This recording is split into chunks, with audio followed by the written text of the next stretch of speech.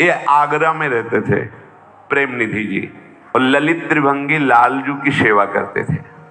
अब वहां थोड़ा म्लेच्छों का ज्यादा बाहुल्य उस समय है, तो रात में निकलते थे यमुना जल लाने के लिए, क्योंकि यमुना जल सेवा में प्रियालाल बहुत पसंद करते हैं। अब भी बिहारी जी को घड़ा जाता है यमुना जल, वो अंधेरे में जाते हैं। वो संत पहले जब परिक्रमा लगाते थे रोज दर्शन मिलते थे।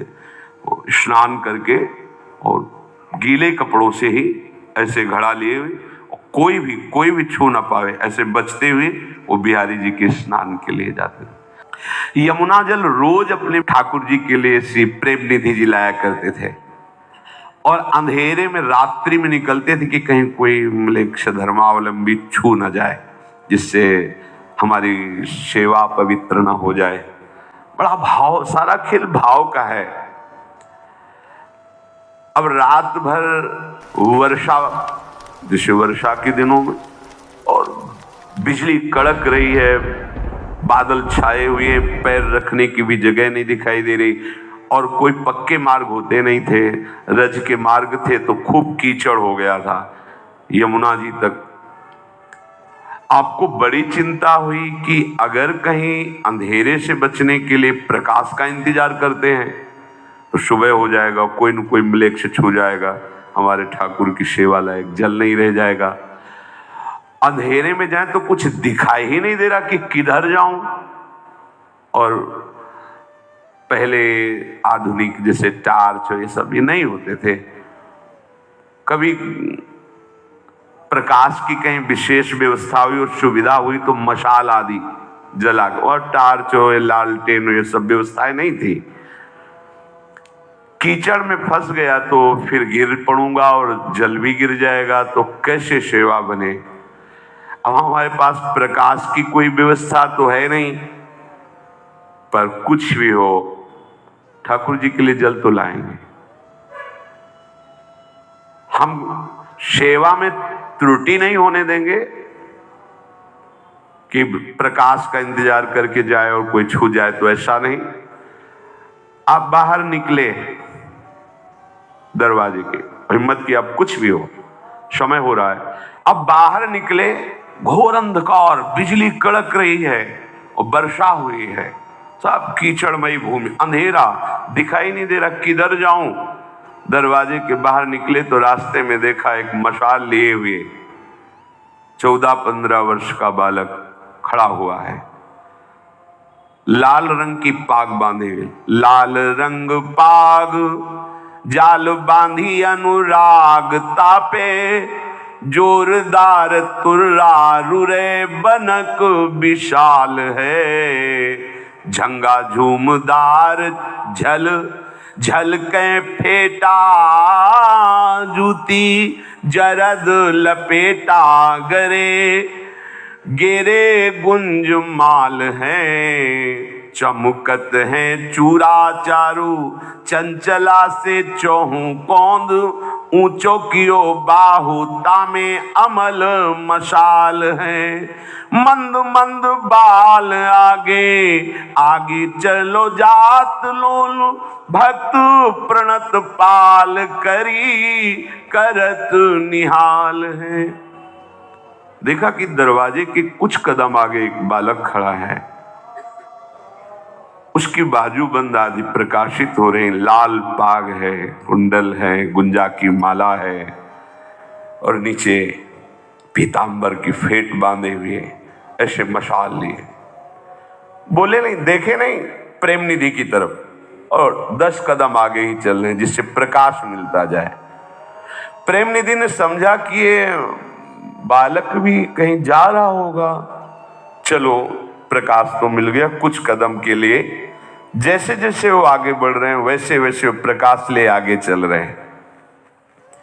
शायद अब ये मुड़ जाए अपने घर की तरफ, पर वो तो बराबर आगे ही बढ़ते जा रहे हैं। आप ये सोचते जा रहे थे कि मेरे मन की बात जानकर कौन ऐसी व्यवस्था कर सकता है। यमुना किनारे तक मशाल लिए हुए वो बालक चला।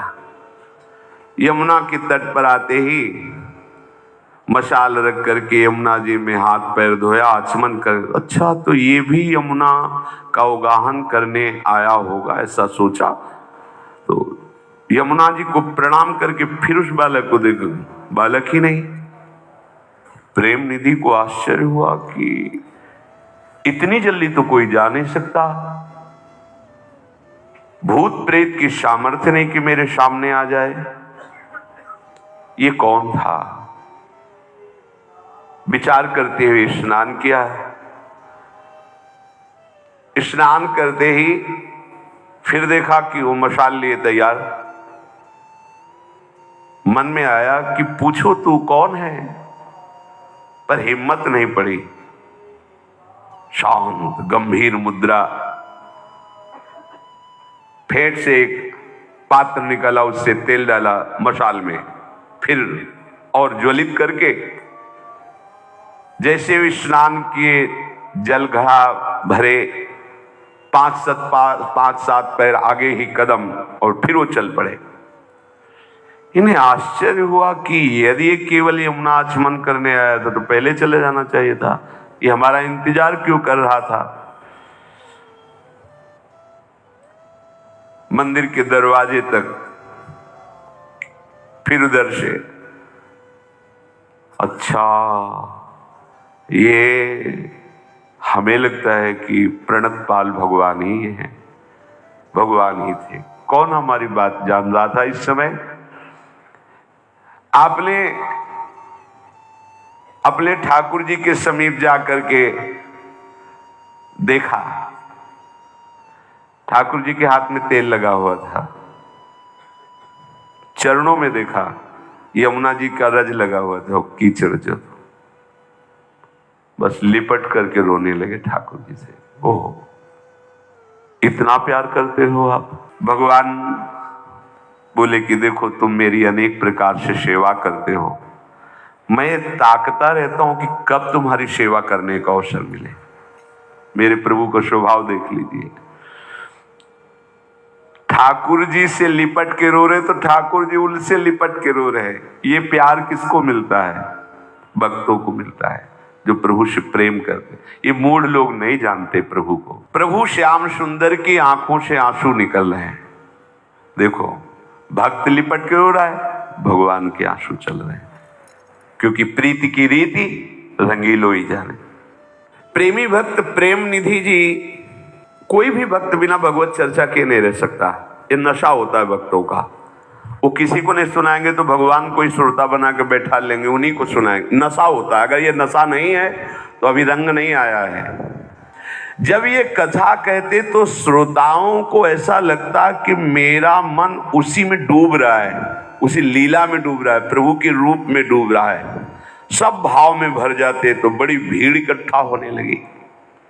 तो जो दुष्ट लोग होते हैं, ये बहुत गरिष्ठ पदार्थ है कथा, एसिडिटी हो जाती है। जिनके लीवर कमजोर होते हैं, खट्टी डकारें, एसिडिटी, हजम नहीं, छाती में जलन, ऐसे जब ये यश कीर्ति बढ़ती तो बहुतों को एसिडिटी हो जाती है, छाती में जलन होने लगती है।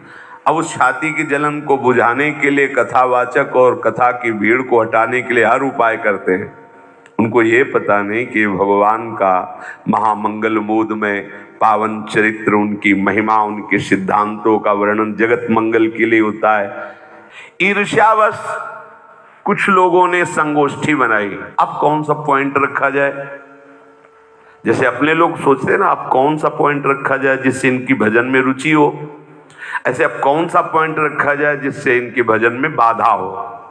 तो बादशाह के पास 20-25 लोग मिलके गए और उन्होंने कहा कि देखो हम शास्त्रों का रहस्य जानते हैं और आप यहाँ के बादशाह हैं, अब आपके राज्य में दुर्भिक्ष पैदा हो जाएगा, महामारी पैदा हो जाएगी, क्योंकि बड़ा अधर्म हो रहा है। तो म्लेच्छ बादशाह था, क्या अधर्म हो रहा है? बोले जो प्रेम निधि है ना, हाल में बैठाल करके बहुत सी स्त्रियों के साथ दूषित बर्ताव करते हो, घंटों दरवाजा बंद रहता है, और जहां ऐसा कुछ होता है वहां सब महापाप होता है। बादशाह को ऐसा भड़काया कि क्रोध से युक्त हो गया। उसने तुरंत अपने सैनिकों को आज्ञा दी, जाओ और प्रेम निधि को जैसी भी स्थिति में तुरंत पकड़ के यहां लाओ। उस समय वो प्रभु को जल पिलाने के लिए शीतल जलझारी लेके जा रहे थे, तो बादशाह का हुक्म था तुरंत हाजिर किया जाए। तो कठोर आज्ञा के कारण उनको बांध लिया गया। तो ऐसे जलझारी भगवान की तरफ ले जा रहे थे, छिन गई, उनको बादशाह के सामने पहुंचाया गया। बादशाह ने पूछा, ये क्या करते हो तुम? स्त्रियों को बुलाकर सबको इकट्ठा करके गंदे आचरण करते हो। तुम हमारे देश में ऐसा गलत कार्य नहीं कर सकते, ये महान अन्याय है और इसमें तुम्हें दंड दिया जाएगा। उनका प्रभु, मेरे द्वारा कोई अपराध हो रहा है, आपको सूचना मिली है, पर मुझे पता नहीं। मेरे द्वारा अपराध हो रहा, मेरे को पता नहीं। हम तो अपने प्यारे की चर्चा करते हैं और सब प्यारे के ही बच्चे, चाहे स्त्री हो चाहे पुरुष हो, सब बैठ करके सुनते हैं। प्रेम निधि जी की प्रतिष्ठा को देखकर दुष्टों ने बादशाह को ऐसा भर दिया था कि इनकी प्रार्थना का कोई प्रभाव नहीं हुआ। प्रेम निधि जी भगवत चर्चा के प्रभाव से स्वयं की ऐसी स्थिति और बहुत से ऐसे भक्तों की स्थिति थी जो भगवदाकार थी। कैद खाने में जाकर के प्रेम निधि को बंद कर दिया। अब बादशाह जब सोया जाकर के, तो हमारे ठाकुर जी मोहम्मद साहब के रूप में गए। इससे पता चलता है कि दो नहीं है, परमात्मा एक ही है। चाहे उसे ईस कहो, गॉड कहो, अल्लाह कहो, राम कहो, कृष्ण कहो, वो एक ही है। ये जो लड़ाई झगड़ा ये सब बुद्धि की कमजोरी है, भक्ति की कमजोरी है। नहीं, सच्ची में प्रभु एक ही है।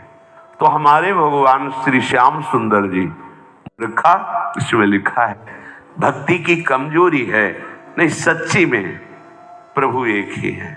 तो हमारे भगवान श्री श्याम सुंदर जी मोहम्मद साहब का रूप रखा। इसमें लिखा है कि सोयो बादशाह निसियाए के स्वप्न दियो, कियो वाको इष्ट भेष, कही प्यास लागी है, पीवो जल कही आब खाने ले बखाने, तब अति ही रिसाने को पियावे को रागी है।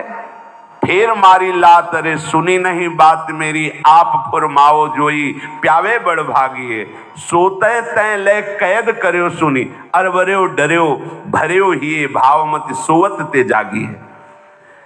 मोहम्मद साहब गए, एक लात मारा बादशाह के, उठ, बहुत जोर से प्यास लगी मुझे। बादशाह ने कहा कि वो आप खाना किसी को कहते हो? बोले उसमें जल रखा हुआ है, आप पी लीजिए। फिर एक लात जमाई और कहा मुझे प्यास लगी है, मुझे पानी प्रेमी के हाथ से पीना होता है। अरे मूर्ख, तूने मेरी बात नहीं सुनी। बादशाह ने कहा आप आज्ञा करें, कौन प्रेमी है उसी के हाथ से आपको जल पिला दे। उनका जो हमारा प्रेमी है तो उसको तुमने कैद खाने में बंद कर रखा है। बहुत डर गया बादशाह। प्रेम निधि, हाँ वो मेरा प्रेमी है। तुरंत भाग कर गए और प्रेम निधि के चरण पकड़े और कहा कि मेरे से गलती हो गई, लोगों के भड़काने से मेरी बुद्धि विपरीत हो गई थी। अब मैं समझा हमारे मोहम्मद साहब के आप इतने प्रेमी। आ शब्द ब्रह्म में है, कई बार सत्संग में कहा है, जैसे का, खा, गा, आ, जैसे सर्वम खलमिदम ब्रह्म, तो हर अक्षर पे आप आ को देखिएगा, आ ब्रह्म में है, तो कहीं भी आ हो ब्रह्म में है, इसीलिए सर्वम खलमिदम ब्रह्म। हमें कहीं द्वेष नहीं करना, कहीं नफरत नहीं करना। मेरे ही प्रभु के सब पर्यायवाची नाम हैं, जितने भी नाम हैं, जितने भी उपासक हैं, सब प्रणाम योग्य हैं। बस ये है कि वो अपनी उपासना के मर्म को नहीं जानते। कोई भी उपासना, किसी को दुख देना, किसी की हिंसा करना, किसी को नाना प्रकार से प्रताड़ित करना, ये कोई शास्त्र, कोई आचार्य, कोई महापुरुष नहीं कहता। बस हम वो नहीं समझ पाते और हमारे हृदय में कठोरता आ जाती है और हम समझते हैं दूसरों की हिंसा करके, दूसरों को निराश करके, दुखी करके हम अपने आराध्य देव को प्रसन्न कर लेंगे। भूल है। जिसे तुम मार रहे हो, जिसे तुम दुख दे रहे हो, तुम्हारा आराध्य देव ही है। इस लीला में भगवान ने दिखाया कि उपासक को जैसा भाव वैसे ही मेरा अनुभव होता है। अगर आप प्रभु की सेवा कर रहे हो तो प्रभु आपके सेवक बनकर मशाल लेके चले। आप प्रभु के लिए रो रहे हो तो प्रभु आपके लिए लिपट के रो रहे हैं। आप प्रभु के लिए जीवन अर्पित किए हो तो प्रभु अपने विविध रूपों से आपको बचाएंगे, आपको सुख देंगे। इसीलिए भगवान कहते हैं ये मूर्ख लोग मुझ महामहेश्वर को भी मनुष्य मानकर मेरी अवज्ञा करते हैं। हमें भगवद वाणी का आदर करते हुए भगवान की आज्ञा में चलना है। मन वचन कर्म से ऐसी चेष्टा करनी है कि इसी जन्म में हमें लाडले प्रियालाल के दर्शन हो जाए, हमारा जन्म मरण चक्र रुक जाए, हम प्रभु के धाम के नित्य निरंतर वासी हो, श्यामा श्याम की श्रीअंग सेवा का हमें अधिकार मिले। और ये मिलेगा क्योंकि इसीलिए प्रभु ने हमें सौभाग्य दिया है। खूब भजन करो, गंदी बातें सुनो मत, गंदे आचरण करो मत, गंदा भोजन मत करो, गंदे व्यक्तियों का संग मत करो और नाम जप करो तो इसी जन्म में भगवत प्राप्ति हो जाएगी।